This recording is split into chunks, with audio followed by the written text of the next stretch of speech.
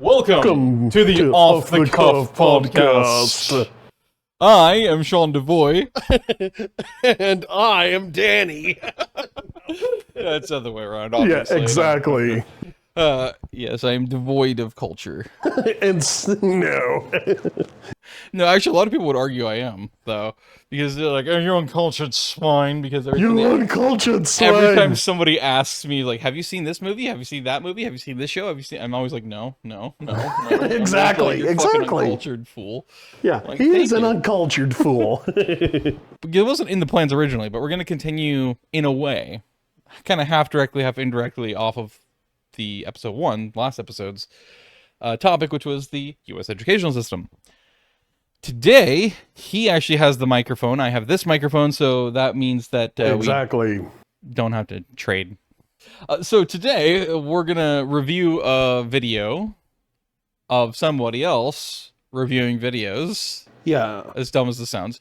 It's kind of like the original days of YouTube where you had the video replies. This is kind of like this. You're replying to a reply in a way. Exactly. So we're going to have our own reactions and our own responses and our own thing. Plenty to talk about, by the way. Exactly. In detail when it comes down to our perspectives on the videos that this guy is also watching from teachers across the United States and the shit that they're experiencing right now probably for the last like decade at least in schools. Exactly. Specifically, the guy who we're talking about is Levi Nix, essentially. He made a video about how Gen Z is, or Gen Alpha is actually doomed. By the way, just for contextual purposes, you're going to probably see me having like grimaces or other things when they separate Alpha and Zoomers, because to me they're identical. They're the same group. There's nothing truly that separates those at all that makes them unique from each other, in my opinion. So to me, they're just all Zoomers. But Exactly. Okay, this is becoming a genuinely concerning issue.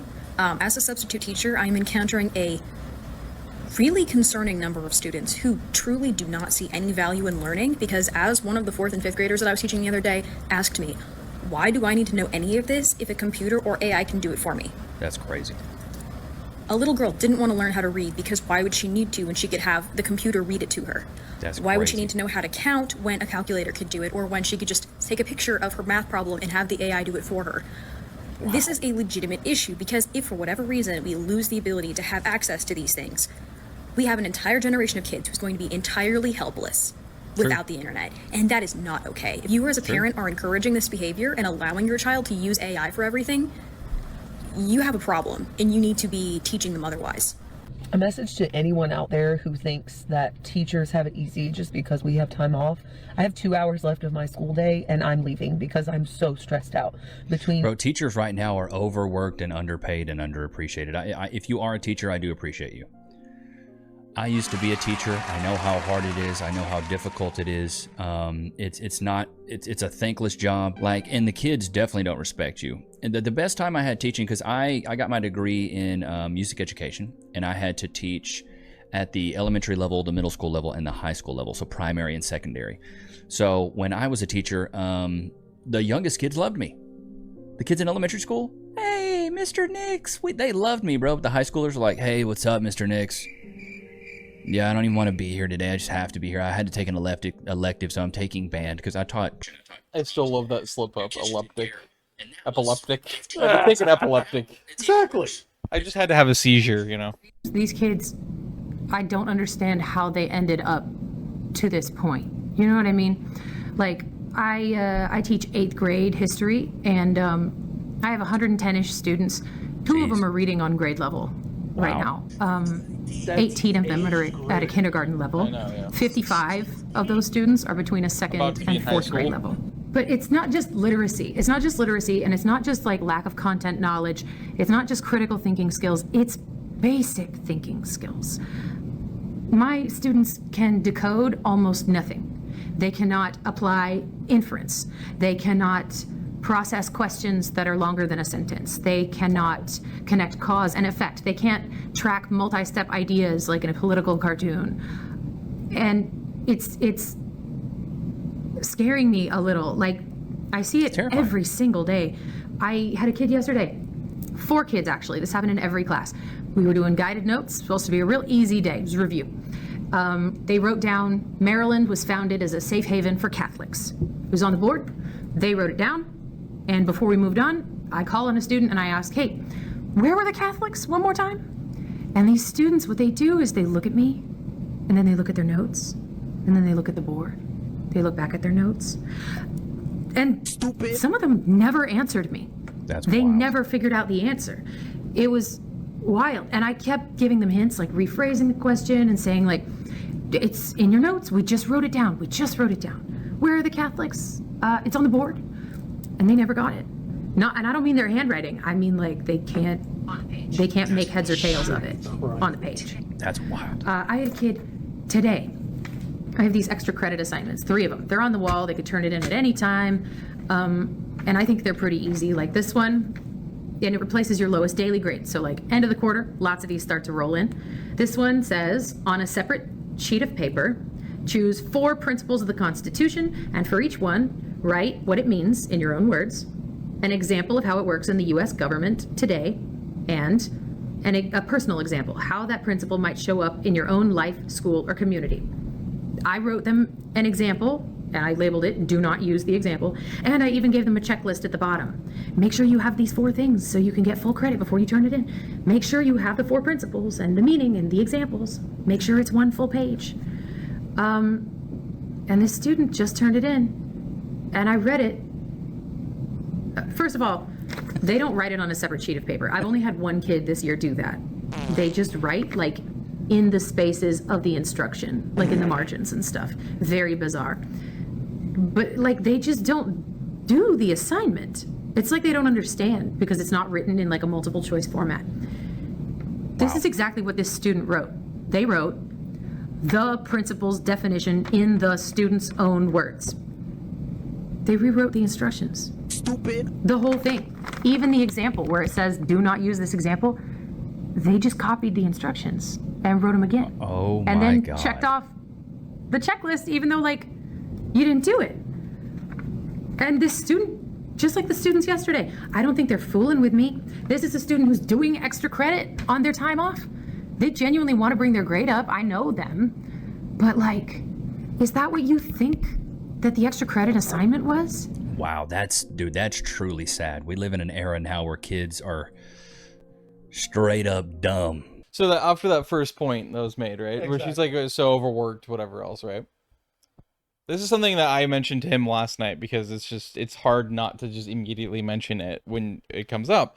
Because in my experience in school, we had an average class size of 30 to 32 students. I think I might have mentioned that in the last episode, actually. Yeah, exactly. But like, it's very poignant to mention because we had a neighbor who lived in the same end of the same building that we live in our apartment complex, because I live with my mom, so that's a we. She started working as a tutor and actually as a full teacher and caretaker for these kids. And at first, I think it was like 3rd grade, and then eventually it was like, I think 5th graders, something like that. And so she started working with them, you know, and she had, by the point I talked to her, she worked for them for years. She's like, I'm so overwhelmed. I'm so exhausted. They do not give us enough resources or time. And there's just too many kids in the classroom for me to be able to teach and to manage and everything. And I just immediately grinned and I chuckled and snickered at it. And because I'm like, I came from a time where you had an average of 30, what would be basically therefore 31 kids per classroom, per 1 teacher, obviously, therefore. And I asked her after that, I'm like, well, how many kids do you have in your class? And she said there was 12. And I fucking cackled because I'm like, I think I literally told her, I'm like, I'm sorry. This is so funny to me though, because you're saying you're extremely overworked and you have too many kids in your classroom for 1 teacher to manage. But when I was in school, we averaged throughout the whole grade school, we averaged 31 students, 30 to 32 students every fucking year for 1 teacher in 1 classroom every single day of every school year. And so that's why it's funny to me because holy shit, like if you think you're overworked and overwhelmed now, imagine working in school then. Yeah. Like you're actually, if anything, you're benefited because you have literally 60% less kids. You have No kidding. 20 less students, 25 less students, like you're a fucking lucky motherfucker, you know, to be able to be in that position. All right, so in that sense, when I was in school in that regard, when I was in special education, that I had about 12 students. You had about 12 No, students? sorry. You were among 12 students. I was among 12 students. Yeah. Sorry. Thank you. Thank you for correcting me. The, what was it called? But the other homerooms, quote unquote, easily 30. I have the hybrid experience because up until halfway through first grade, I was in special education. And I will note that, like, during that period, it was probably an average of 5 kids, maybe 6 in my class. Like, it was a mostly empty classroom. Exactly. So yeah, but then as soon as I went to mainstream, it was a different school too, but you know, as soon as I went to mainstream and like exactly instantly to 30 to 32 kids per class yeah. every fucking year. And it was every single classroom too. So it didn't matter if it was the ones that I went to or if it was the other classes, you know, other teachers in their classrooms for each grade either. They all averaged that many in our school. And this is funny because technically if you think about it, you're like, well, it might be a capacity issue. That's not really true because we've always had another elementary school just down the road. Exactly. And they also averaged a stupidly high amount.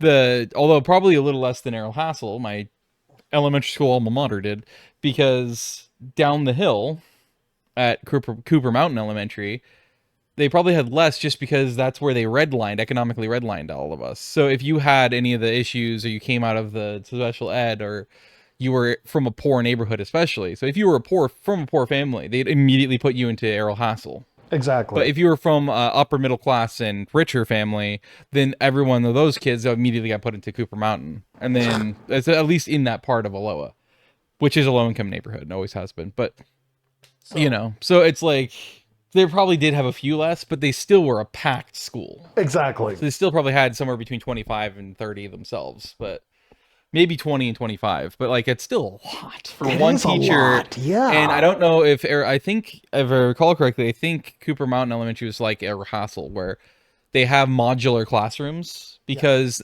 every single internal wall is not a structural wall other than the gym and the cafeteria. It's modular, so they can literally increase or decrease the sizes of classrooms depending on, or other rooms like the library or whatever else. They could do that. So like but they never actually adjusted the walls ever in my time there. So the last time they had done that, I guess, was when my sister was still going there, who's 3 years older, by the way. So she was 3 years ahead of me. So that kind of gives you a timeline because it was shortly before she graduated into middle school or junior high, if you prefer. But yeah, my point is that they never actually shrunk the ones. They did do that once with the room next to my 5th grade classroom, though, which was the computer room. They did shrink that at one point. Oh, grand. But the classrooms, average size of the classroom I was in, I mean, like, there was almost no room for even the kids themselves, who were small at that point, to navigate between the desks and around the room, you know. So it was really dumb. But yeah, and also none of the classrooms have doors because it's all modular walls, so it's just open into, in our case, the library when you're in the later grades, and in the other half of the grade, then on the what would be the west side of the school is where the lower grades were. So 1st and 2nd grades were there, and all the other grades were on the other side of the school, other end, east side. But even more so, regarding that whole ordeal, though, man. I mean, you've got a valid point that basically, what was it called? The people inside of the classrooms, 30 kids. That's a lot for people to handle. But also, bear in mind, I think Levi's on to something there. I mean, basically, what was it? When I was on the buses and stuff like that, man. Yeah. I mean, I can understand where he's coming from. Yeah. I can definitely understand. I mean, basically, to see when I was in school and stuff, basically people were fighting in the school buses and stuff. I know where he's talking about it from. Yeah. Like, again, it's also an age-old story because people obviously tell their stories about their experiences in life. I'll go figure. It's consistent. And so you always hear that, like, up until, yeah, probably about Y2K, at least, that's when it really started to shift heavily towards tech Exactly. bias. Even more so like 2010. But, like, Exactly. yeah, that's when all the stories started to slowly shift, because now all of a sudden the tech started getting involved, and so all of a sudden that started to become mainstream. Now you had phones, and you had whatever other stupid shit. Exactly. Like, I was literally right in that perfect zone of time where it was during the transition period. So just before to just after, it really started to get full force transition, because I didn't even get a fucking identification card Oh, grand. until I was 13 in 6th grade, Oh, you're kidding. which would have been 2006. Wow. That's my first ever, and same with home key, actually. House key. First time I ever got a house key, I think, was then. And that was because, now I was in middle school, so now I'm a lot further away from home, and so I have to kind of half fend for myself. But of course, my sister was still going to high school at that point for most of that. Well, actually, she would have been the whole time I was in middle school. And so, we had to ride from up here, actually, for a little further to the northeast of where I'm at right now, all the way down to Aloha High School.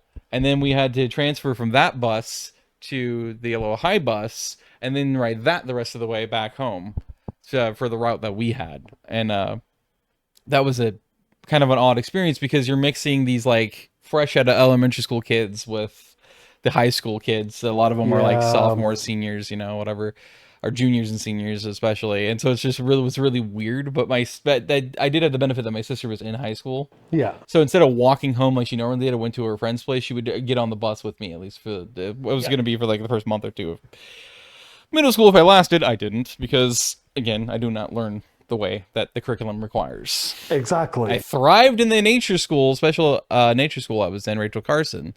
I excelled well beyond like a collegiate level, apparently, immediately, instantaneously, with all the nature stuff and all the science related to that and everything. But the moment it went to the curricular stuff, I was hopeless. Instantly hopeless. I had no ability to fucking do 90% of the work I needed to do to pass. So that's why I went to homeschooling. They finally fucking listened to me for once. Yeah. As I've been saying for fucking years at that point. Exactly. But yeah. It's actually funny too, another thing about it, just a little off topic, but still, educationally, is the special ed stuff, because how the jokes have always been that, oh, you're a minibus rider, it's so short that I can't even fit school bus on the side of it. Oh, you're so dumb, or you're retarded. Like, yes, actually, and thank you for noticing. No, but like, that's kind of always how Thank you for noticing. That's kind of how I always felt about it, honestly. But going back to the whole school bus thing. And that's, experience in school and stuff like that too. Obviously, the older you get as a kid and a student, the more rowdy everything gets, the more cliquey it gets, the more, like, therefore divided it gets, because kids are dividing and conquering themselves without anybody even planting that seed, because they're like, oh, we're different than you. You're the nerd, I'm the geek, you're the fucking athlete or whatever, and you're the rich fuck who doesn't have a brain. Why would I want to be with anybody at that point? I'd rather just continually not be accepted into a group. Exactly. Like, it's a lot more peaceful and it's a lot nicer that way, and then I don't have to worry about fucking people trying to force you to fit in or something. Like, fucking, I don't want to fit in. Why would I want to fit in? It almost reminds me of the freaking what is it called, prison gang system. It is exactly actually. Like, that's actually why I mentioned at the beginning of the last episode that because you were saying it was like a church or whatever, but it's actually like everyone compares at least the U.S. This is the U.S. educational system specifically. Compare it to the prison system, the incarceration system, is because it literally is a exact systematic clone. Exactly. It's exactly the same system.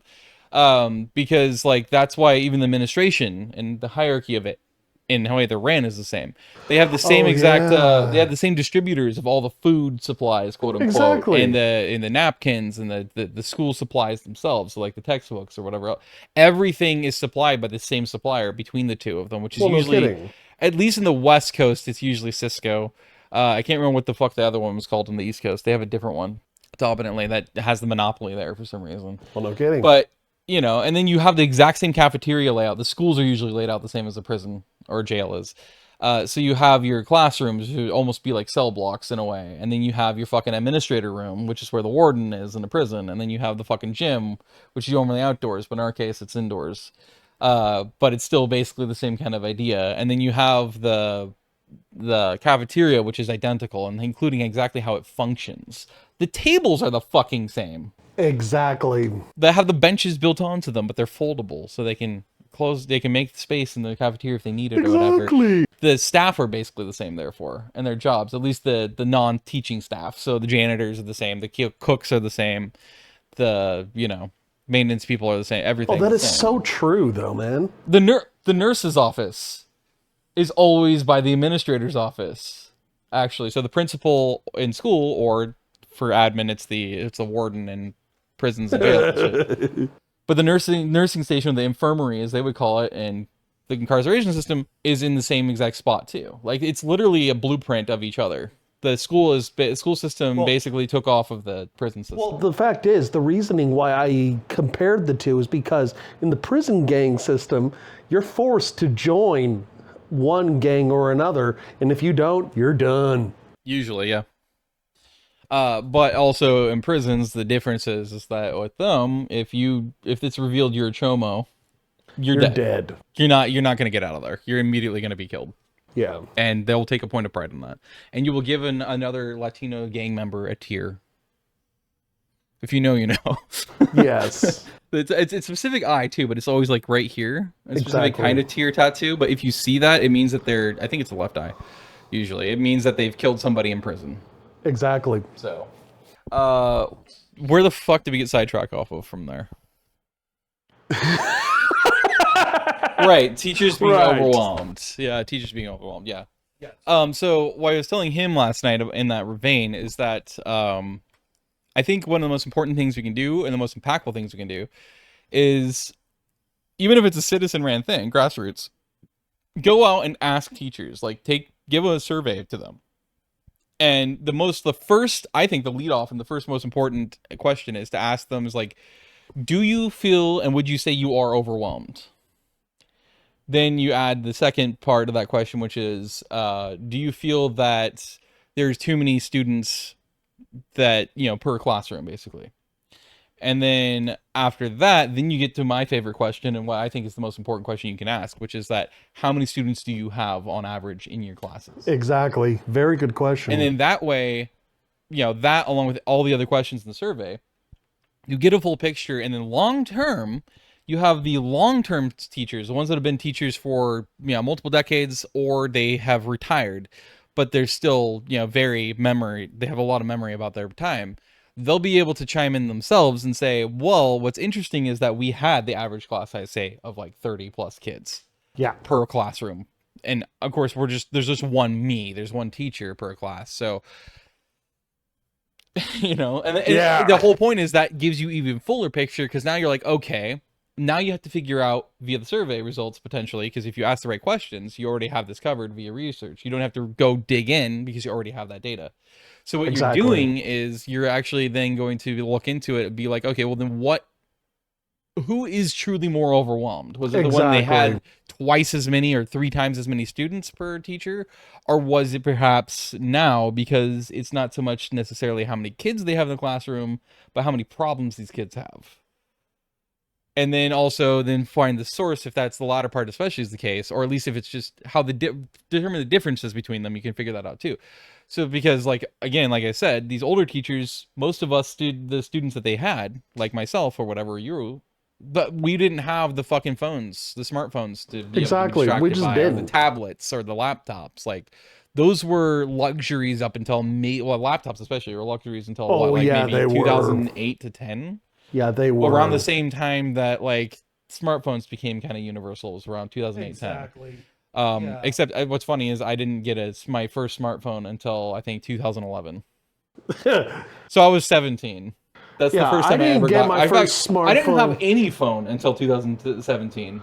Yeah, I didn't get my first smartphone until 2015, 2016. Yeah, I never owned a phone at all, actually, not even a flip phone until 2011, I was 17, which is just wild to say, but like, also that's what poverty will do to you, I guess. Exactly. And also a hyper restricted household in terms of parenting. Yeah. Which again has a lot to do with the educational system and how what kind of students you get. Look, even more so, this whole, there's two more solutions to this whole matter. Yeah. One of which, I mean, basically decreased class size, that's one thing, but also people learn at different aspects, and that's one thing, essentially. Which, at that point, for me, I would say that's one of the huge benefits of doing individualized learning. Exactly. Or teaching in this case. So you have an individualized, unique program depending on each and every student, what caters to their biggest needs and desires and, you know, their focuses and everything. But also, at the exact same time, part of it is... I think that's what IEP is. Yes. Individualized educational program. Yeah. Which is funny because I never heard of that in my life until my therapist mentioned that, I think, last appointment. So last Wednesday. Oh, no. I knew what that was. So I learned that that term in January 2026. Wow. Like, I never heard that before because he asked me about it's like, well, you were part of the IEP, right? You had an IEP. And I'm like, what the hell is that? And he goes, oh, okay. No, that you could just, without him saying it, you could just immediately see it click. I'm like, oh, that explains a lot. Exactly. But even more so, part of it also comes down to the parents as well. I know, that's why I just said that, though. We just left from, I said, that has a big impact on what kind of student you're going to get. Exactly. It's obviously not universal, but it's, you know, it's going to have a heavy impact. What kind of parent you are, parenting you do, how strict, or, you know, the exact opposite extreme, as we mentioned last time, you know, like, that's going to have a lot to do with it, or how balanced you are and what your points of emphasis are, how good of a teacher you are.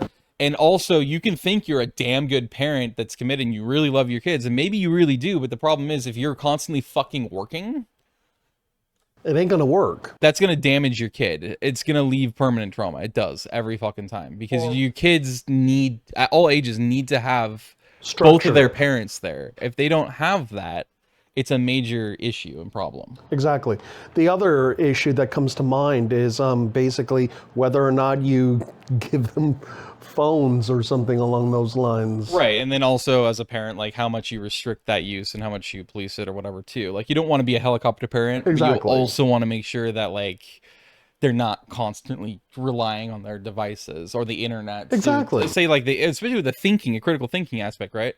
That's a huge thing that needs to be dealt with, is the internet. Access to the internet at all is a fucking problem. You need to actually be able to get them to be able to think without the internet, or like research without the internet, be able to go, you know, to like into books or the libraries or whatever else, or life experience, like you do, or asking people, which is actually a great thing, because if they ask people, guess what especially if you encourage it as a parent or a teacher, guess what that encourages them, and they learn social skills, they learn investigative and journalism skills, and thus in turn critical thinking skill. Yeah, now I'll tell you this one thing that didn't help in our direction, though, in that same vein, is basically the whole COVID lockdown.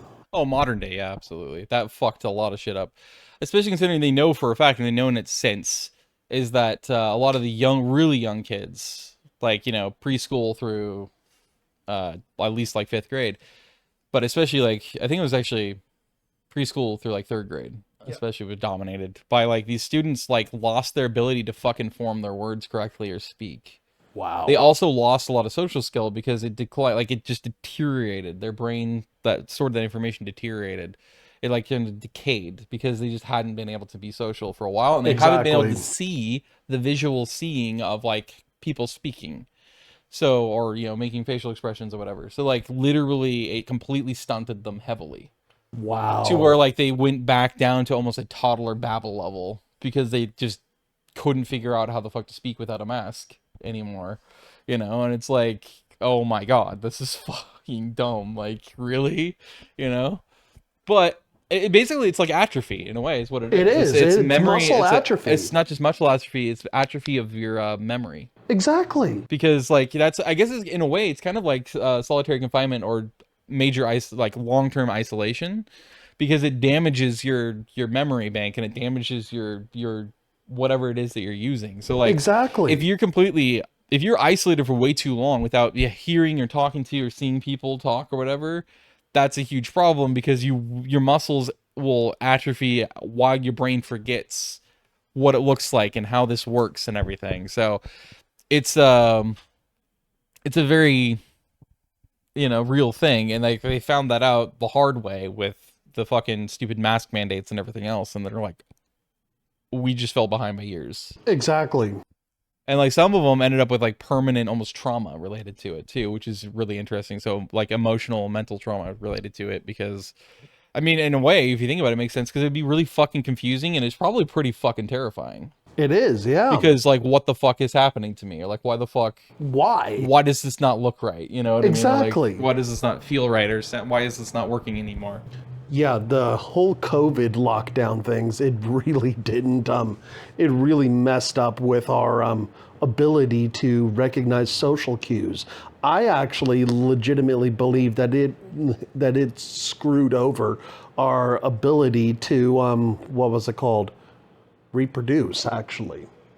But like in the reproduction thing, that would be a total sidetrack into a different topic, because then at that point, that's like the fertility issue it causes with, the thing you're not allowed to mention negatively on YouTube, because our overlords of Palo Alto, California will fucking send a hit out on us and try to kill us.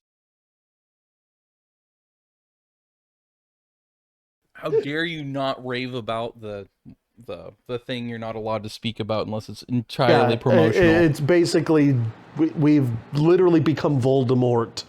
And I'm not saying it. Yeah, we're not saying it. You can't accuse me of things that are ambiguous. Sure, you can use context clues. It doesn't mean you're right. Exactly. I have plausible deniability, motherfucker. Fuck you. How's that, by the way, for one-upping corporate bullshit like that? Always use the plausible deniability, same with politicians, and then all of a sudden when a citizen uses it, they're just bent out of shape. And they're like, what exactly. the fuck? You can't do that. You can't do that. We fucking can, and we will. Exactly. You suck my big left toe.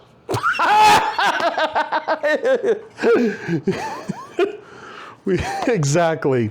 So there is one more part of this that I wanted to talk about and touch on at least. We're not going to necessarily show that clip of the video. I might edit that, do that in post and editing on YouTube, but there's teachers that are ranting about how basically they're no longer educators.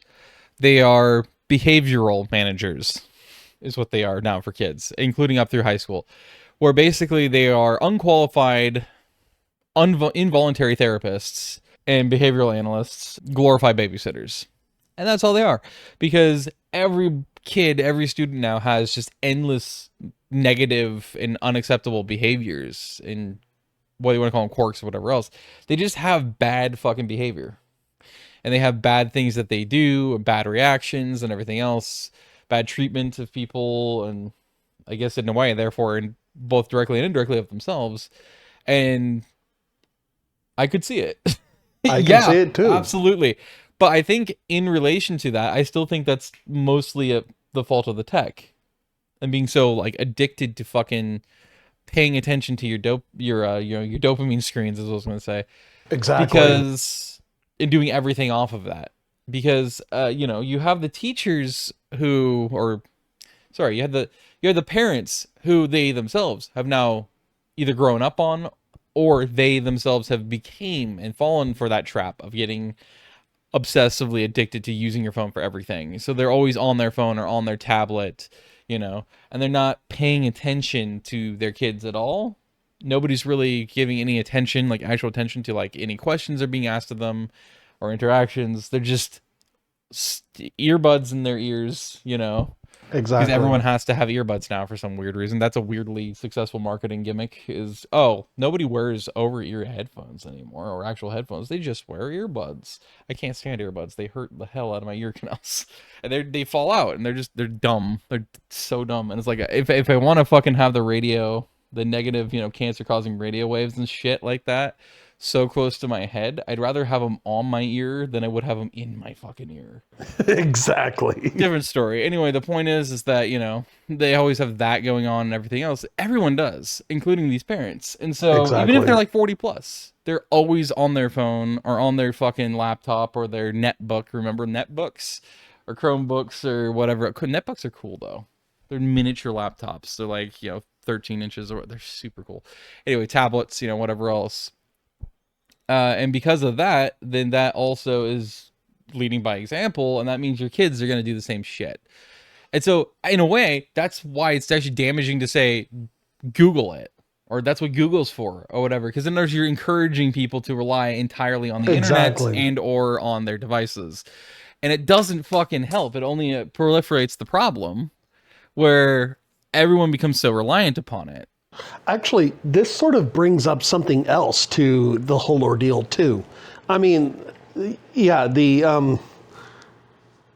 you're spot on with that. I mean, the fact is that what was it called? When you focus entirely on Google or any other machine, I'm sorry, you're just perpetuating the problem. Yeah, it's also curated, which is a problem. Exactly. Because they're only going to give you the results that they want to give you. Exactly. Or that they feel you're biased to and that you want to see and hear. Exactly. And that's also, literally it. And on top of it, sometimes you want a certain result, but you'll never get it because it's blacklisted. Because they don't want you to have that information, because information is power.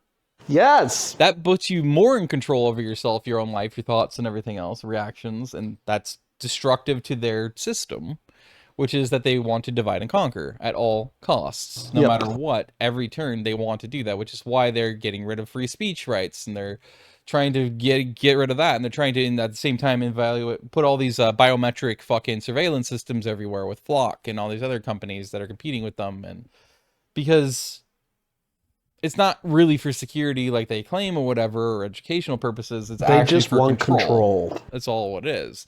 And so as each of these things pass, whether it's in Britain or it's in Australia or it's here or it's Austria or Hungary or whatever else, an example, freaking Gabon or I don't know, freaking Suriname or something, right? Kiribati.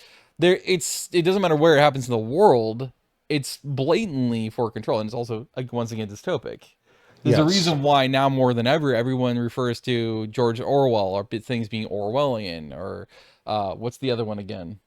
Draconian. Draconian, yeah. Or whatever else, because there's these different writers or philosophers or historians or whatever else that they literally put forth these things in there. They're supposed to be works of fiction, but potentially predictions of the future, which George Orwell was predictions of the future.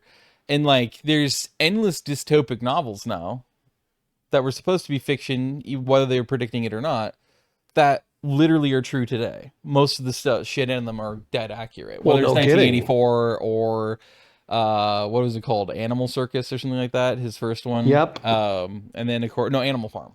Animal Farm, and then, a lot of his other works afterwards, subsequently. And then, obviously, there's a bunch of other ones. I can't remember exactly all the other authors out there with all their other books, but the person who wrote The Handmaid's Tale and what The Handmaid's Tale is based his stuff off of, obviously the Hunger Games and what that's based, the things that it depicts and is based off of is kind of coming true right now too. A lot of the things, some of them already are true. You have endless amounts of these different dystopic novels that are supposed to be fiction, whether they're predictive or not, and they're actually coming true now, and most of them have been true for over a decade now. Exactly. In a lot of places, including the supposedly freest place on earth, which is the United States, which I always say freedom with an asterisk. Terms and conditions apply, results will absolutely vary. Exactly. Because, well, that would actually go into a completely different topic, because I was going to say is that, technically, the only true freedom is anarchy. Government rules and ruling authority. Yeah, because then everyone's for themselves. There's literally nothing off limits. That's true freedom. Otherwise, the moment you start putting constrictions on, then it's no longer free. Because there's a fucking restriction. Or there's a ban, or there's a disallowance, or there's a discouragement, or there's a protocol, or ordinance, or what is the fucking, there's so many different terms that are synonyms for the same thing. They're just different branding. Ordinance, law. Legislation, yeah. There's so many different things. I was looking for one that's usually used in tandem or similarly to ordinance, but I'm not remembering that term right now, annoyingly. Anyway, the point being, we're all gonna die. Probably, but that was supposed to be a joke. The problem is it's actually probably true. We're gonna kill ourselves, and it's gonna be glorious because then the world will finally fucking recover back to health because we don't exist anymore. In case you haven't noticed, he's a misanthrope. A humanitarian misanthrope, thank you. Exactly. A walking, talking contradiction. That's just one of the many ways. Yeah, and here I am. I'm literally the guy who wants humanity to thrive. I'm and stuff, also a compassionate asshole, so. Exactly. Have fun with that one. Yes. Ultimately, at the end of the day, like the point is the hypersimplified one is that we are already living in the dystopias that are supposed to be Absolutely. not real and are. Like a lot of people don't think about it as dystopic books or films, but they are. Is like the Truman Show. The Truman Show is absolutely a dystopic film. That's what it's about. It's about dystopia and how basically easily manipulable everyone is. Yeah. Because even everyone at home thinks, oh, this is just an actor. This is just a normal TV show. No, he's not. He's literally a captive cash cow. He's a fucking asset. He's seen as an item, not a fucking living being to the crew, because only the actors within and the production teams know that he was born for that role. They intentionally from birth trained him to be that role and think that it is real. This is real life, and it wasn't, of course. That's why everything's also copy pasted, which look across the world, especially the United States, everything's fucking copy pasted. It's cookie cutter. It's Truman Show. Everything about it's Truman Show, to where like even the way people, the mentalities of people, their belief systems, and like the way they view the world or each other, society at large, is just right out of the Truman Show. And then you also have other ones that aren't necessarily considered dystopic films or books that are absolutely dystopic and are reigning true right now as well. I mean, there's just tons of them out there that you can pick from, and it's like, wow, you know. There's a lot of people like you bring up Idiocracy. Absolutely. Which I've finally seen. Yeah, I think it's a fucking brain rot film. It's so fucking stupid, it hurts. But at the same time, it is kind of, it's applicable just because it's like, yep. Like everything's already that way. Speaking of the, what was it called? Of that, essentially. Idiocracy. Yeah. I mean, I'm sorry, but you're right. It's a brain rot movie, but for crying out loud, it's based upon a lot of truth today. Well, yeah, I think that was the point of why it was so brain rotted. Like it's such a terrible fucking film. But I think that was the intention, was that they were trying to ham it up and be as like over the top, fucking cheap and shitty in their quality, because that's the point. That's what hamming up is. You're being melodramatic with it because you want to be as over the top or excessive in your, this is cheap, this looks like shit, this acting's going to be terrible. You know, the things that they say are going to be shit. Exactly. But like that's the point, is because that's kind of how Idiocracy was supposed to be conveyed. I think it was intentional because like that's the message in the movie. Well, no kidding. This is where they were headed, and it's kind of predictive of where they felt they were heading then. And go figure, it's almost everything in it has already been true now for well over a decade. Exactly. You know, it's just terrible. Another thing on that front I think of though, which is I think another reason why I think of dystopia, is because like, on one hand, yeah, it's bad to fucking rely on the internet for everything. Yeah.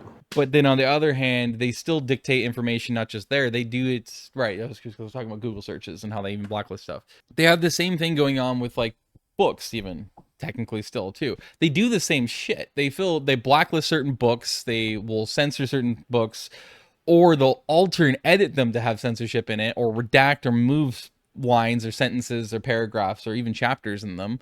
And then even sometimes they'll edit them to where they try to make it seem like the original writer in the first edition, this is what they wrote, but they fucking didn't. Exactly. Like a lot of things, including actual documentation, that's not even a book, like the manifestos of socialism and communism, those have been so heavily fucking altered and manipulated by the world governments, it's fucking disgusting. So what everyone has been reading now for the last like 100 years is not even close to what actually he wrote, Karl Marx and Friedrich Engels wrote, because you know that they manipulate it so hard that they're like, oh, this is like a documentary about how it's a journal, basically, is what they were trying to make it turn out to be. It was like, oh, this is Karl Marx and his thoughts about like this is what the right kind of government is. This is what we should have. I believe in this. You know, I'm going to push for it to become a thing, which was never true. He was one of the most apolitical people you'll ever meet because he hated politics exactly for that fucking reason. And he knew you couldn't trust any of it. What it was is that the two manifestos were written to explain what communism, socialism represented, what they were as a form of government. Basically, any government in the world in its history, these are two things that all governments start with. So when a birth of a government, when a government forms, it's born, as in a nation is born, it starts in communism. And then it adapts and develops into what becomes socialism. And then from socialism, it goes to capitalism. And then capitalism goes to oligarchy. And then oligarchy goes to autocracy or authoritarianism. And then from there, it goes to dictatorship. And then dictatorship to totalitarianism. And totalitarianism is the death of a nation and a government. So in other words, it's born as a communist every single time. But it dies as a totalitarian state. Interesting. Because it's the political cycle of the world. That was his life's work. Because he was trying to wake up everyone around the world and prove to them, like, this is all of world history, and even right now, when I'm making this, that we're living in, right now, we're witnessing, the wall of world history proves that this is the cycle of the world. It's the political cycle of the world. It just goes through this loop every fucking time. In other words, this is why politics is fucking illegitimate, or governance is illegitimate. It just doesn't fucking work. We just keep repeating the same fucking shit over and over again, expecting a different result. And what is that but insanity? It's idiocy. Like, we're just being fucking idiots. And that was his whole point. And so, of course, when he realized quickly thereafter, people started forming these governments with their own interpretation, which is very much corrupted and bastardized, of the manifestos. That's when he immediately became the most anti-political, not just apolitical, but anti-political he ever had been in his life. He was so fucking cynical after that, because he already was kind of misanthropic as well. But he was trying to help people and almost give himself a reason not to be so misanthropic. And they failed him, because humans do what humans do. Yes. And so everyone's a fucking idiot. And he learned that the hard way. He knew it was true, but he wanted to prove himself wrong, basically is what it was. And tried to help people realize what we were doing, to no avail. Grand. And it just made him that much more pessimistic, cynical, and spiteful in life, because, like, how the hell are you not supposed to become that way at that point? You know what I mean? Yeah.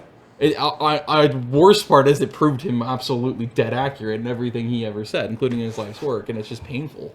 Well, no kidding. But, like, so my point for mentioning that again is that if you're following along or not following along, just to remind you, is that, like, they manipulate everything. Even documentation, they'll manipulate and turn it into an actual novel or a book and make it seem like, oh, this person actually believed this stuff. And it's like, they fucking didn't. It was just, he had to do that because there was no definition or written manifesto definition, what do you want to call it, right? Of, like, to help people understand, this is what communism represents, this is what, and those governments do, and this is what the socialism would do and represent. And so he needed to do that in order to complete his political cycle of the world, which was his life's work. And you just see how instantly they co-opted it and just completely corrupted it, because the people in power were mainly capitalists, or all the way through the end of that cycle. And the last thing you ever want to allow, especially as an oligarch, even more so, is for true communism, socialism to ever exist. So they intentionally hijacked it and they corrupted it as hard as they could, because they wanted to make sure it always failed. And so that then later on, which turned out to be World War II with the Soviet Union, they could lie even further and twist it and contort it even further from reality and say, this is a socialist nation or communist nation. And of course it wasn't, because it was such a big, scary fucking entity that was completely totalitarian, and they're like, you don't want that. And so they convinced everybody to believe this and see, like, communism, socialism was, USSR. Or Pol Pot, or nowadays, North Korea and China. And it's like, none of us even close to that, like, in reality. And because that serves the capitalists, the crony capitalists and the oligarchs and all those other rich bastards who are greedy as fuck, because it keeps us in compliance, it keeps us in control, and it makes sure that form of government, which would actually completely destroy their entire system and make people realize you need to die in order for us to be free and make sure we stay free from your bullshit. They realize, like, we need to make sure. They're actually terrified of it, because they know it's going to destroy everything they've ever built. That it's going to destroy and get rid of all their control and everything. Yeah. And because it goes back to the people now. And that's it's literally the exact opposite of what their system is, which is, we benefit because we're the rich fuckers. We're the capitalists who became the oligarchs. we hold all the money and the power. And it's like the exact opposite of that is literally communism, socialism. It's the people instead. And it's like, fuck, you know, like we can't let this happen because we will die. Literally. Yeah. Our system will die, we will die. Because they will fucking behead us, basically. Exactly. And because that's human nature as well. I mean, but fucking look at what happened to Benito Mussolini. Exactly. He was tortured to death, and then they hung his butt-naked body upside down in the middle of the public square, the biggest square in downtown Milano, Italia. So that he could be fucking looked at, gawked at, and stoned. And people just constantly threw stones at his dead corpse. Butt-naked dead corpse. Hanging from the middle of the public square. Because that's how much ire he drew. Wow. You know? Now imagine modern day, especially how much more reactive and jingo people are. And especially how much more enslaved they are to that corporate system. And then realize, like, especially in the US, if they all collectively realize, like, hang on a fucking second, and they're like, fuck you.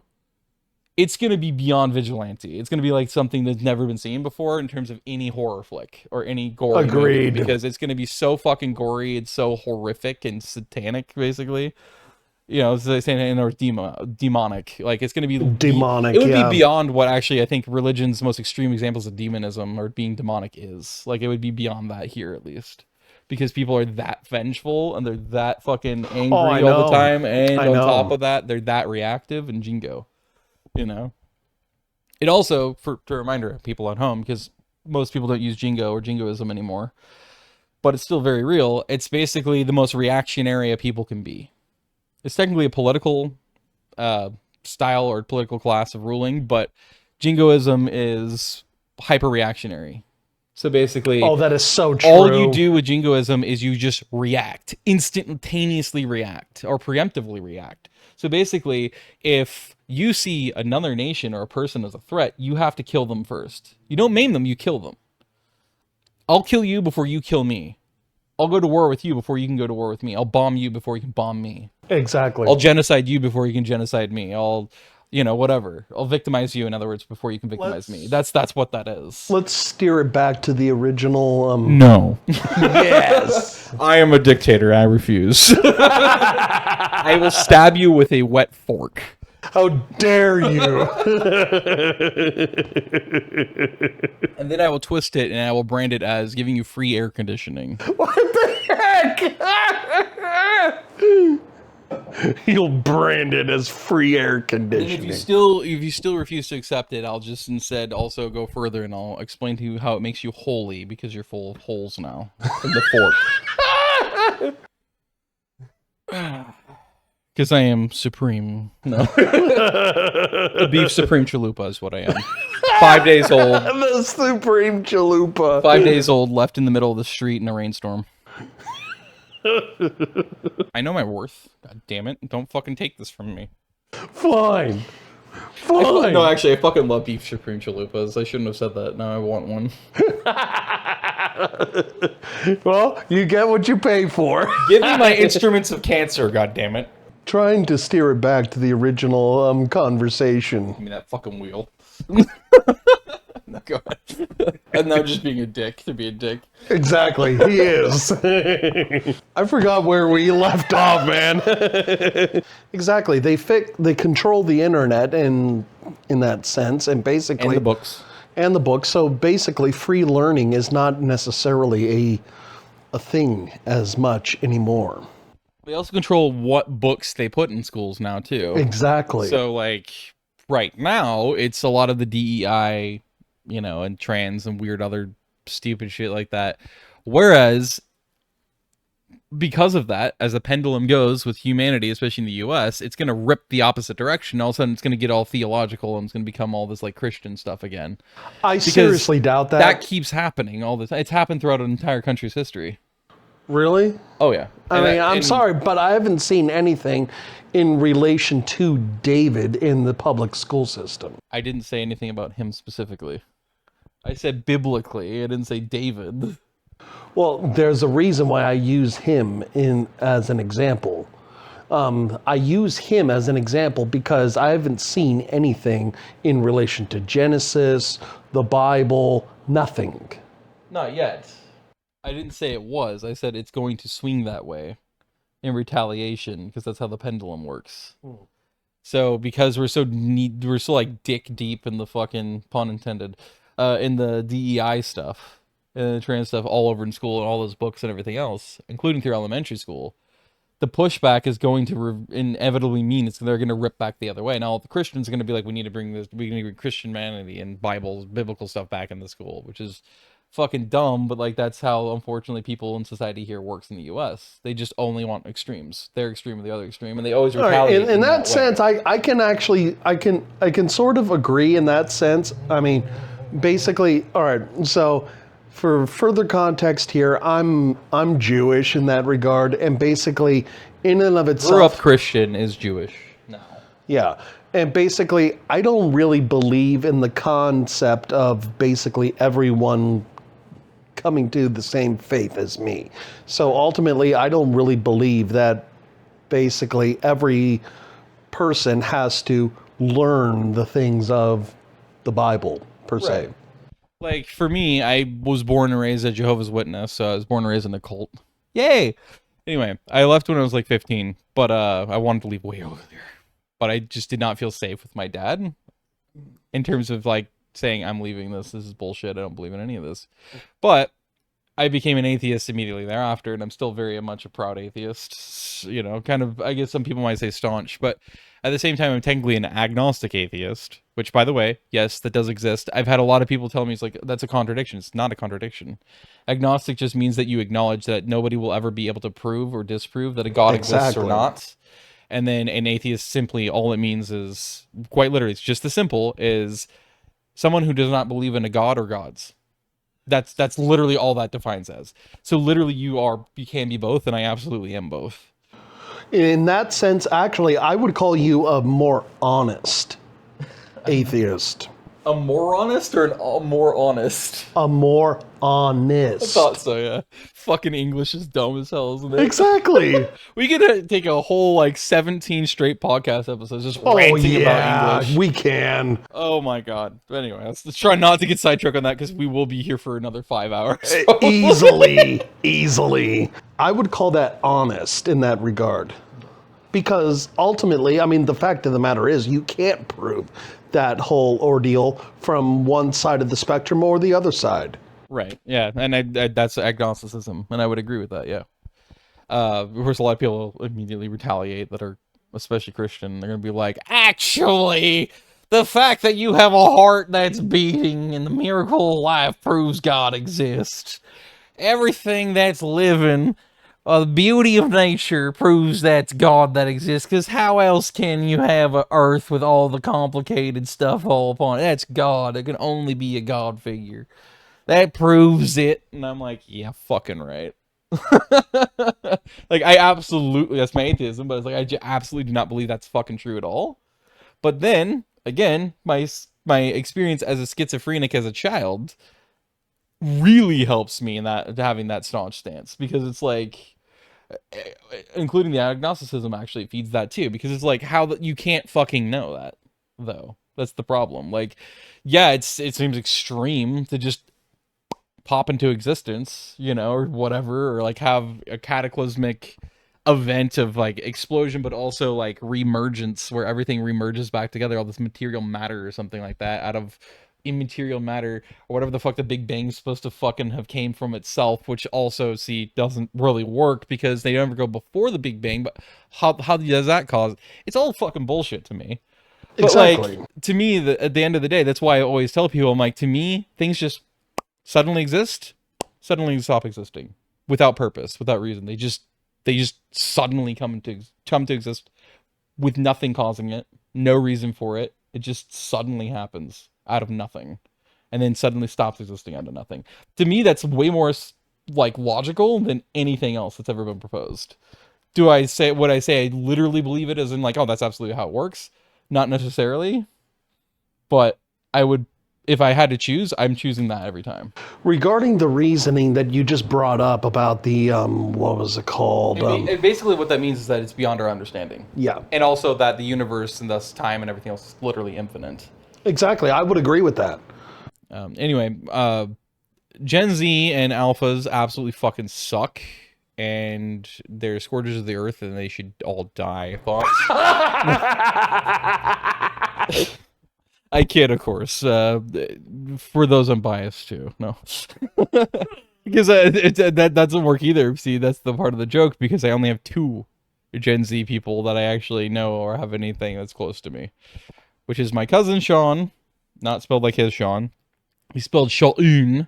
Shaun. And my cousin is spelled Cian or Scene. Fucking Sean is so stupid how it's spelled. Anyway, and then my other one is my stepsister Kendra, who unfortunately was brought into the fold of the cult of Jehovah's Witnesses when my dad married her mom. And then they, as good Jehovah's Witnesses, while he was disfellowshipped, got married in a fucking church chapel by a typical church minister. Wow. Oh, Jesus Christ. No pun intended. Well, bad. Yeah, no. And also fuck Trinitarianism, just saying. I actually agree with that sense. Screw Trinitarianism. Dude, that's one of the most... A lot of people say, well, it's because of your fucking Jehovah's Witness background. Actually, it's not just because of that. That does play a part in it, obviously, because they don't believe in Trinitarian. Well, actually, no. That's right. Somebody has to explain to me in the most simple way. Actually, that comment still exists on that video. I just have to find what video it is. Maybe I'll do that in editing so I can show it context for it, because that's a so fucking hilarious thing to realize as an ex-Jehovah's Witness. They are Trinitarians. They just don't believe they are. Like, the way they fucking describe Jehovah's Witnesses and their doctrine and their beliefs is literally Trinitarianism. And I'm like, holy shit, I never realized that it's literally Trinitarian. That's funny as fuck. But at the same time, what's even funnier about that is it does actually agree with the point of the fact that Trinitarianism is fucking bullshit and it can go fuck itself off a cliff. Because, like, that's like a 17th or 147th, or if I pull Jehovah's Witness joke, 144,000th definition of Trinitarianism. So, and if you know, you know. But anyway, yeah. Trinitarian, yeah, there's so many different versions and interpretations amongst Trinitarian Christians of what Trinitarianism is, or what it really represents. And I could rant about that for a while too, myself, and I'm sure you could as well. Dude, yes, I can. I freaking can. You know what? Seed to temptation. Yes, seed to temptation. I'm so manipulative. When I do manipulation, it's not abuse, though, because I say so.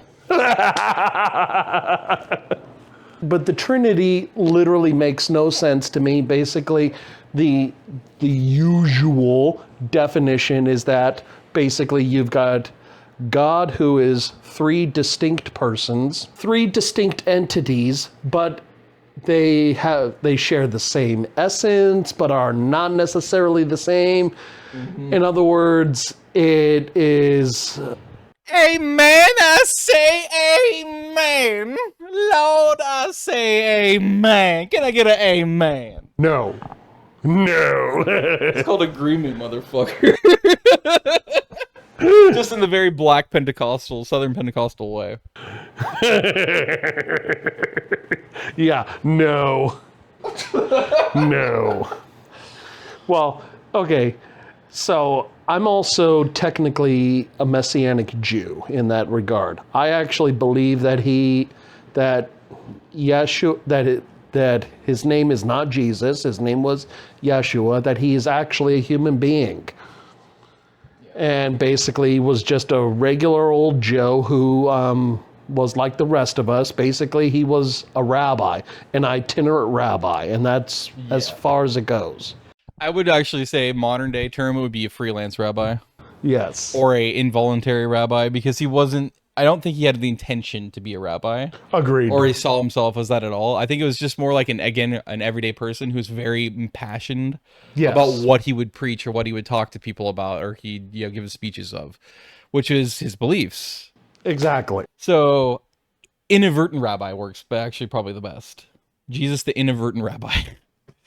So he was an inadvertent preacher in a way as well, because like that, to me, I would say he was a philosopher because of that reason. Because he philosophized about his stances and his beliefs and his faith. Well, that's typically what Jewish thought actually is. It's philosophy. brought forth on steroids, essentially.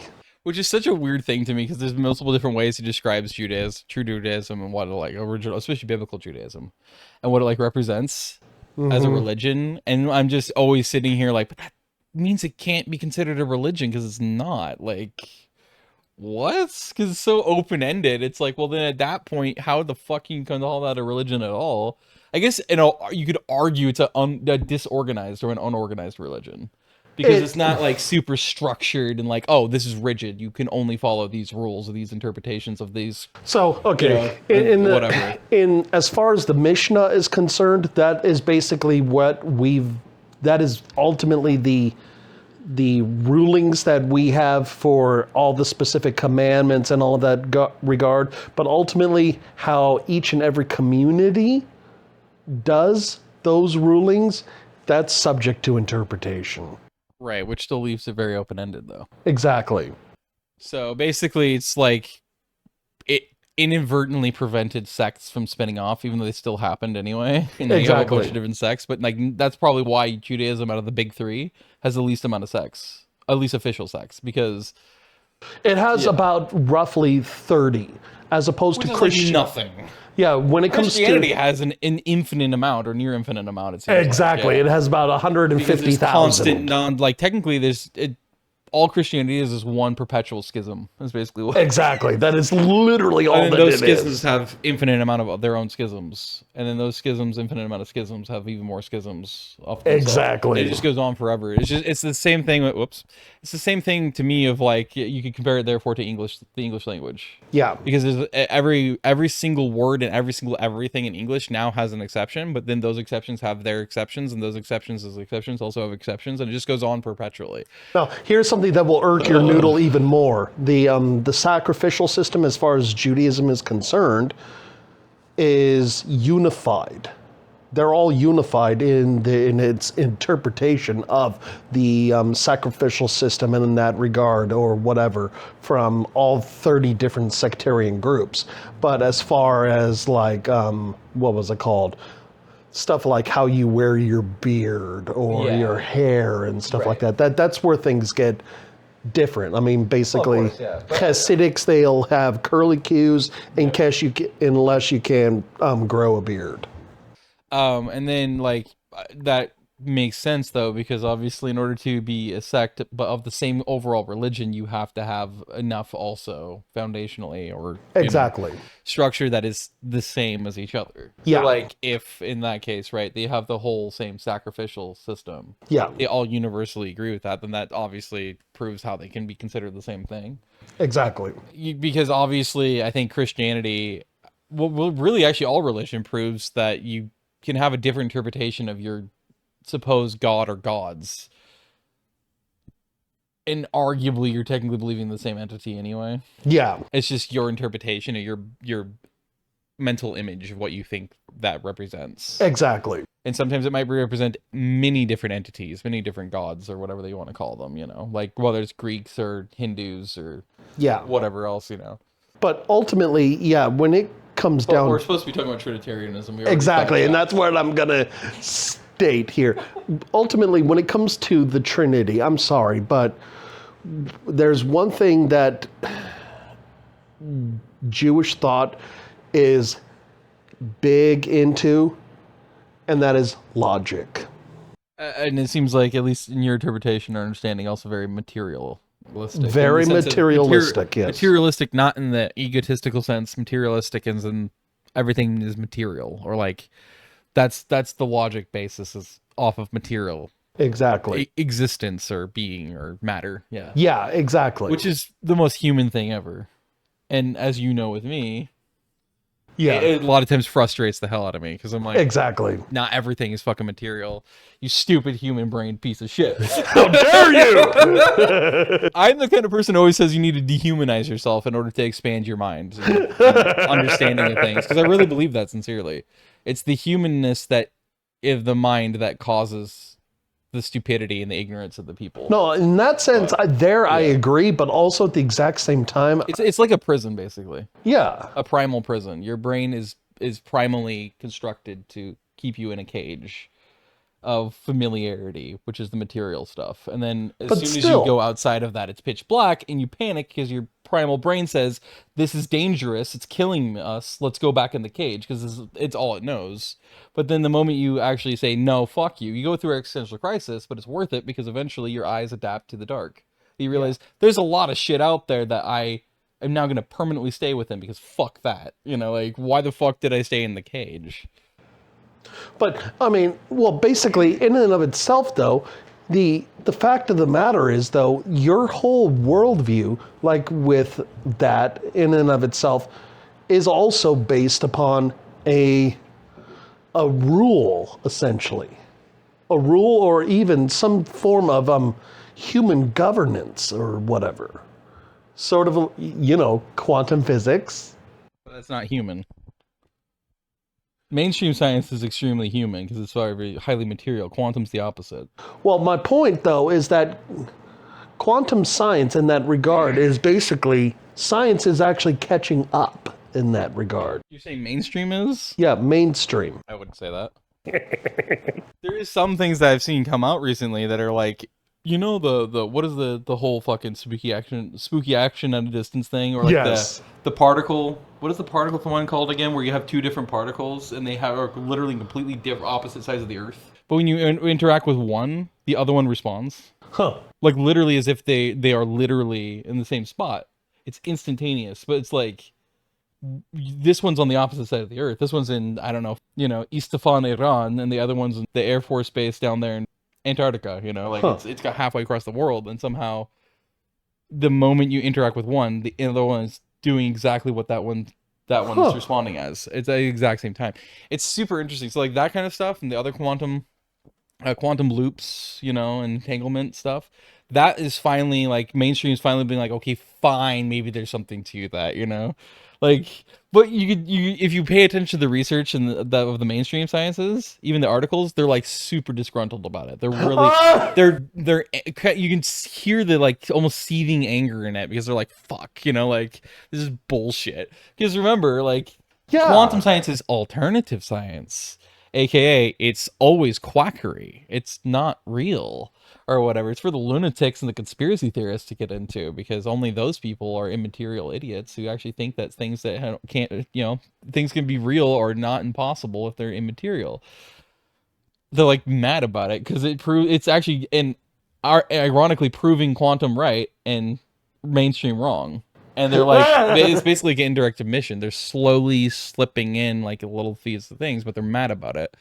It's just predictable. Because they're fucking petty, arrogant pieces of shit. But like, you know, it's like they're petty, arrogant pieces of shit. Where it's like we don't like in quantum sciences. None of those scientists give a fuck if they turn out to be wrong, even if they're like abysmally wrong about their theory. They think it's fucking amazing when they're wrong like that, or if they're right. You know, like they don't care because fair enough. That's what real science is too. They're like it's literally fucking around and finding out. Yeah, but on a big, on a literal infinite scale. It's really cool. Yeah. But still, nevertheless, though, I mean, for crying out loud, at least I'm man enough to accept the fact that through means of like quantum science, essentially, that there is something to that. Essentially, I'm man enough to accept that. But for crying out loud, to say that several people are not the same, but the same essence. Yeah. I'm sorry. Oh, you know what's actually funny about that? Mainstream science has always had pieces of quantum still sticking around. Because again, you know, like I've said before, I think in the last episode I mentioned it, that quantum science came out of mainstream science, modern mainstream science, because it was a division among scientists. Yes. And the real scientists went into quantum. The bullshitters, the idiots, that the morons, they get the fucking kickbacks and everything for having well researched peer review. They were paid to come up with the results, is what that means. Anyway, but you know, like they stuck behind with the mainstream stuff, and that's why they got all arrogant about it, because they're like, well, fuck those people, those are the quacks, you know. They wanted to get ahead of their fucking image, basically, in the public, so that's why they became dominant or whatever. But they've always had essences or pieces of quantum science in them anyway, because like Schrodinger's cat, Great point. That's quantum science, but it's officially considered mainstream because it's always been in the mainstream. They kept certain pieces of quantum sciences in mainstream, but you'll also notice how they talk about it, but they never really research it because the reality is they're fucking terrified of what it might prove, which is that they've been wrong the whole time and that quantum science, the quacks, were actually not quacks. They were accurate. They were correct. And they're terrified of that concept, which is why they kind of avoid the Schrodinger's cat thing, and instead they tried to make it into like a meme and a joke because they're like, oh well, or whatever. Same with Mandela effect. They don't really study it mainstream because they don't want to find out that they look like fucking idiots, basically, and that quantum science might have something to do with it. Like they're just always kind of standoffish towards that kind of stuff. They have it. There's little pieces left behind, but they're like, But then that leaves a lot of people that are into either sciences, and they're like really interested in research the Schrodinger's cat stuff and things like that because it's such a weird, confounding but really cool kind of concept, Which technically, what you just said, like I don't really believe in that. That Schrodinger's cat is kind of another example of things that have actually happened that is confusing because of the fact that it's basically one or two entities, but somehow the same. Okay, interesting. Isn't that kind of weird? Yeah, that is kind of interesting. But that's what makes it so interesting because it's like, well, what the fuck's happening there? Which is kind of, I think, is part of what led to the quantum sciences thing with like the particles, and everything like that, because they're like trying to figure out like, how the fuck does that work? Like, how do you impact? How does that's why like they know in people we affect each other even if we're like many rooms apart. We actually literally electrically will impact each other's energy waves. Okay. It's really weird, but yeah. All right, that is rather interesting to say the least. Although now I say that, I realize that technically that gives a little bit of, well, half a piece of cannon fodder to Trinitarians because they're like, well, if that's true and it proves to be real and that you can be two different people or things or entities or figures or physical things but the same technically source, then that proves Trinitarianism to be true, doesn't it? No, but it might give you a little bit more of an excuse to argue it is, which I didn't want to do, but now that I think about it, whoops, fuck that one up. And at least it proves I do think things through without the bias clocking in and being like, no, don't go there, because that might give them something more to argue with. Yeah, because I realize until it's too late, and then that's when I realize, oh, fuck, because it's the flow state. But yeah, like Trinitarianism is so dumb but it's actually the exact thing, right? It's like what you were saying. It's the same, different / different, same. That's what Trinitarianism, even in all of its different forms, like it's different. It's different ways to try to say like it's different than the other same difference of each other. So that's why you have so many different forms of Trinitarianism interpretations, because they're interpreting the same thing differently. Of like, oh, exactly. Well, yeah, it's the same different. Or it's no, actually, it's not the same difference. It's different, same. It's like, you're a fucking idiot. Oh, hello, you're literally agreeing on something that is incomprehensibly stupid. Exactly. Or at least it feels, and to us with logic, seems impossible. Obviously, I don't personally believe in impossibility. I think it's a collective human farce, but which means that everything I say is, of course, completely invalid, and I'm a lunatic to the average person. I'm fine with that, but like, what's also what I call an inventor's mindset, because inventors have to know that nothing's impossible in order to be a true inventor. Actually, that is very true. There, I mean, what was it called? Alexander Graham Bell. What did he create? They claim he was the one behind the telephone. I don't know if that's really true. That's how the history books have been written, though. But like, there's so many different people who have been credited with inventions of different things. Like the telegraph is and then certain tech that they used for the telegraphs. Those were all like Morse code. Yep. Morse code. Morse was not the fucker who created or invented it. No. He hijacked that fucking thing from a partner he was with, who actually was competent. There's actually a really good series I highly recommend people watch on YouTube from the channel Secret Base that's going on with John Boyce right now is the guy who's doing it. I can't remember exactly what it is, but basically he's going through the entire history of what effectively the internet is from its inception on forward. So he started with actually the very first cross-Atlantic cables ever laid down for telegraphing, for telegraph network, because basically if you think about it, he's not wrong. It's basically like the very first IM, instant messaging service, you know.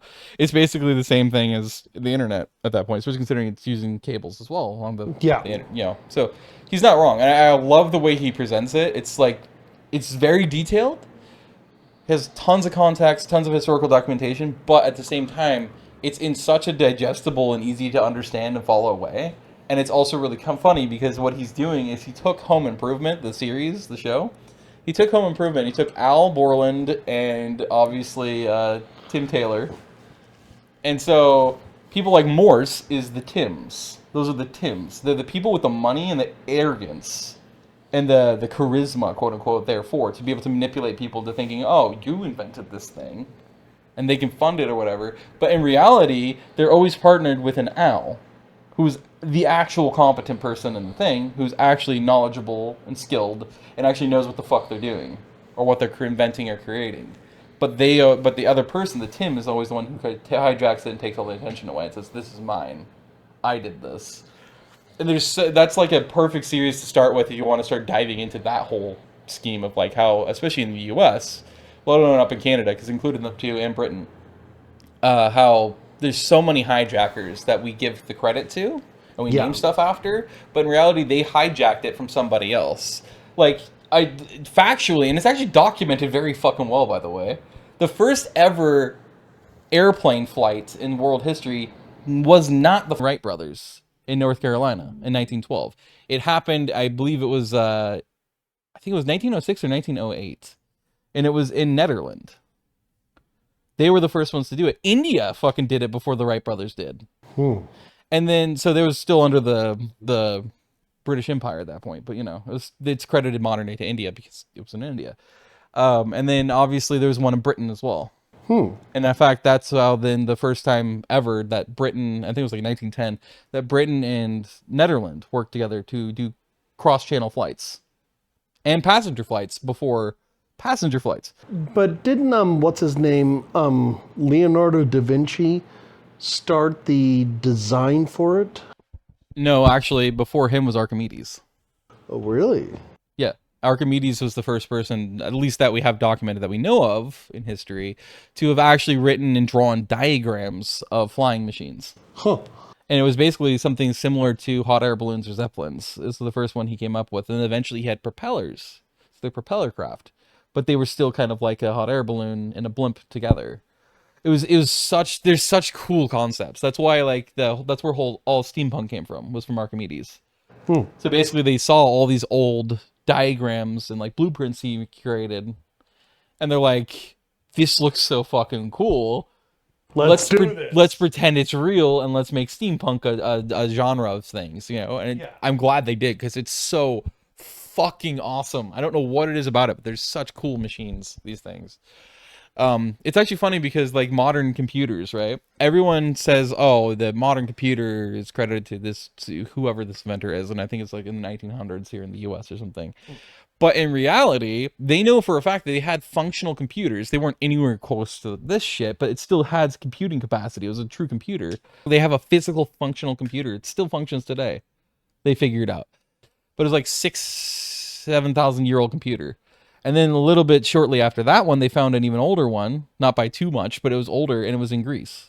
And it was buried way underneath all the, you know, thousands of years of fucking rubble and everything else that went over the top of it, geology and stuff. And it also functioned. And then they realized they found blueprints, and these blueprints they found way earlier in time matched that computer. And so they were able to figure out like, oh, that's where, so this person that built these blueprints probably is the one who made this.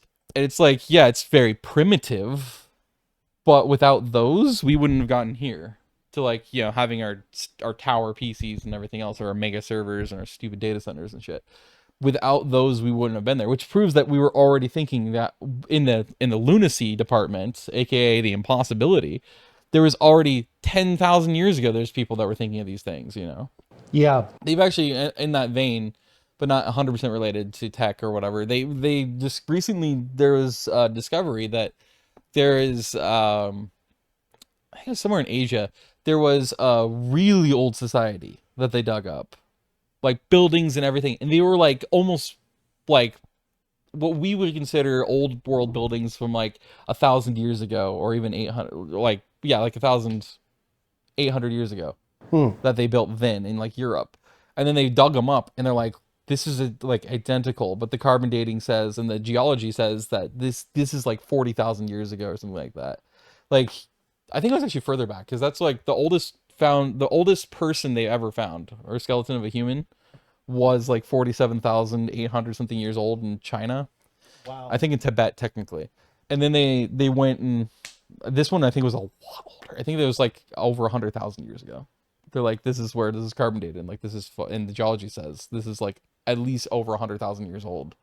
And they had the same fucking buildings that we had in like, people were building in the 800s, or not 800s, but like the 800 to 1,000 years ago, which is just really cool, but it's insane too, because it's like that throws everything they ever knew factually on its head. Just like, actually, in that same kind of vein, they found out that the Clovis people were not the first fucking people to settle here in the United States, continental United States. It was actually the first Native Americans across the land bridge settled, I think it was like 7,000, so not 4,000, I think it was like 7,000 years, or was it 10,000? I can't remember. I'd have to look it up to see, because it's like 3,000 years before the Clovis people, which were considered, up until like the last month or two, was considered to be the very first people here. And then, of all places, here in Oregon, they dug it up. Out in the Alvord somewhere, I think closer to Central Oregon, but it was still in Alvord. And they realized there's these whole fucking structures. And they had the fucking flint tools and the stone tools, and they had the spears and the spearheads and the arrowheads, and they had the full fucking stone structures. So like, buildings and everything that were half built into the ground. And there's currently still excavating that. But they carbon dated it and geologically dated it to, I think it was teens years ago, is when those, like, it wasn't like 14,000 years ago, I think is what it was, that they theorized that the Clovis people settled here.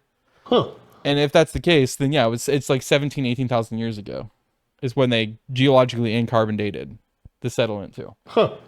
So, not the Clovis. Different group of people settled here thousands of years before, they thought. But that's kind of the cool thing about that kind of shit, right? Especially when you use real science and stuff like that. It's like, you're always going to be fucking have everything you ever thought you knew and could say was factual thrown on its head. Yeah.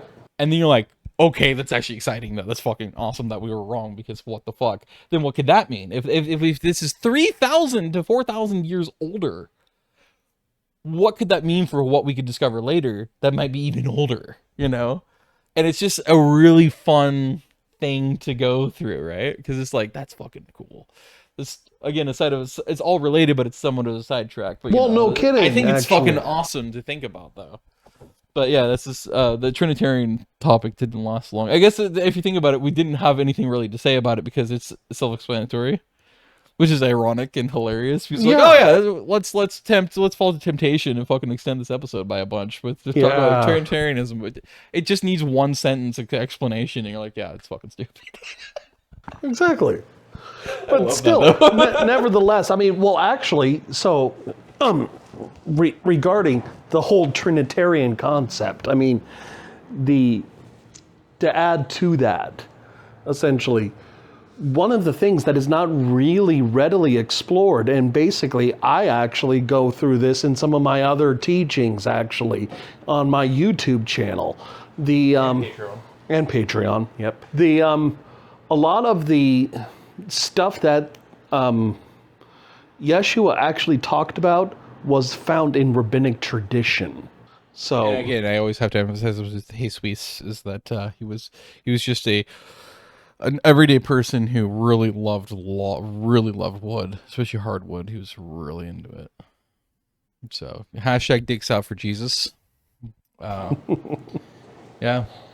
But ultimately, the point regarding biological carpentry, let's call it that. Dick Inspection Service, God Division. But ultimately, the what was it called? The reasoning why I bring that up is because, according to rabbinic tradition, essentially, he was basically, his doctrine was basically things that was actually stated long before he even showed up on the scene. So, correct. Ultimately, if anything, he was basically coming up with things that was already well known by other teachers. Yeah, which would add up to the fact he was just another guy. Exactly. And he was already himself researched and studying his own faith or his own beliefs. And exactly. That makes sense. So he was just a student of another, probably of a student of a student of a student. Exactly. Yeah. So, like, in other words, it's like the evolution or the adaptation throughout tens of thousands of years of human history of interpretations or beliefs of these parables or these anecdotes or these lessons or whatever else. Exactly. That got documented and eventually became what people would call religion, a faith, and then it just went haywire from there. Yeah. It got a life of its own, and it got a life of its own. It's human beings will be human beings. Well, even more so than that. I mean, basically, about 300 years, that's when things started going haywire. I mean, basically, the church fathers, they basically came up with all sorts of interpretations of his words and stuff like that. And I'm serious. And they're all cherry picked, by the way, from various documentation, scriptures, or whatever else, and tablets and scrolls and shit. And it's just all cherry picked to fit what they wanted to basically teach people so that they make them nice and subservient and compliant to their structured religion prison. Anyways, fact is, he's a normal human being like the rest of us. There you go. And again, dicks out for Jesus. Hashtag dicks out for Jesus. You really love working with wood. Like, you do not understand how much he loved it. When he was crucified, what the hell? He was actually not discomforted at all because he was very comforted by the fact he had his favorite passion, well, second favorite passion, I guess, which is wood. And he got to inspect the woodwork of the people who made his crucifix that he was burned upon. And he was very infatuated by that as he died. So he actually died peacefully. Thump you. He died very peacefully. Yeah. Anyway, there's that, I guess. Wow. So, a hell of a wrap-up, I guess. That didn't go at all anything close to attention deficit and at all for us. We stayed on topic the whole time. Don't accuse us of facts. This is America. Don't accuse us of facts. This is America. We only lie and bullshit this is America. around here. Okay? Lies and bullshit and attacks. That's it. That's all we do to each other. That's the American patriotic way. Yes. Acknowledgement of facts is fucking heretical to the American dream. This now is actually a perfect time to end it. Well, I'm Sean. I'm Danny. And this is Off the Cuff. That's right. Off the cuff. And boy, howdy, if I don't edit this to like be in chronological order of topics, very off the cuff. Very. Thank you so much for watching. Remember, if you'd like to subscribe, if you've got any value out of these episodes or enjoy them, please make sure you do. And also, the best part about Off the Cuff, in my opinion, I think, is actually the fact that if you subscribe and do hit the notification bells, which is helpful for you and us, you will not be spammed relentlessly because it's probably going to be up to like 2 episodes a month at most. So that's all you'll probably see. So if you don't want to be harassed and spammed by stupid notification spam, we're the perfect podcast to subscribe to. That's right. Leave us your thoughts down in the comments below. We'll probably regret it, but we'll try our best not to. And regarding that video of Levi Nix, we're going to put it inside of the description. Description. As always, yes. And in fact, I also, this is true with my channel I've had for 11 years now. I always try to link everything in the description below, especially if there's videos in it. I always try to link that in the description. But I also will always, and that means I'm going to do it here for Off the Cuff, I'm also going to do the same thing for the pinned comment. I always like to put it in the pinned comment as well because most people on YouTube apparently are so attention deficit themselves or so convenience-based that they refuse to ever expand a description because... Yes. Descriptions, I guess, are TLDR to people. Too long didn't read, which apparently also kills people to have to write out or say too long didn't read. So they do TLDR because lazy motherfuckers. Actually, you know what's funny about that? We next episode, if we wanted to, we could touch on that too, because that would relate to the kind of the educational topic we were talking about as well. Yeah. And the informational one, because that's another impact. It's not just parenting or the curriculum. It's the fucking in mainstream media. It's the convenience culture Yes. of this world. That's probably actually, I would say, the biggest contributor along with the tech. Oh yeah. Because the tech is a part of the convenience culture, and that ruins everything. It even ruins relationships all the time now, because everyone's a fucking lazy dick, and then they insist they're not, and they are. Like, I can admit I can be lazy a lot. Same here. Convenience is very nice, it is, but at the same time, it's highly toxic and potentially actually literally probably deadly sometimes too. It is. Now that I think about it. So, because it's complacence, it's apathy. And then you can get sleepwalked into complete totalitarian states if you want to, because you're just not convenient to acknowledge the truth, because it's uncomfortable and it sucks, and it means you will have to acknowledge you're sleepwalking yourself there. But that's potentially what we'll talk about next episode. Once again, we don't know ever what we're going to talk about until usually within like 24 to 48 hours before we do an episode. Exactly. We'll decide off the cuff. Off the cuff. This has been Off the Cuff. And like I said, feel free to subscribe, leave a comment of your thoughts down below, or what, any conversational pieces you want to join in this conversation with. And until next time, stay safe out there, or don't. It's your choice. If you want to, you can get hit by a truck. I mean, it is your choice. Any other thoughts? No, that's it. You have a great day wherever you are, or night. I don't care. And go skin a cat alive. I don't know. Whatever you want to do. Beat a shrimp up in public. Beat a shrimp up in public. Wow. Write a fork to a gala of rich people, and then watch yourself get arrested because of it's considered cruel and unusual punishment somehow by those people and their lawyers. All right, anyway, I'm gonna shut the fuck up. See you later. Bye.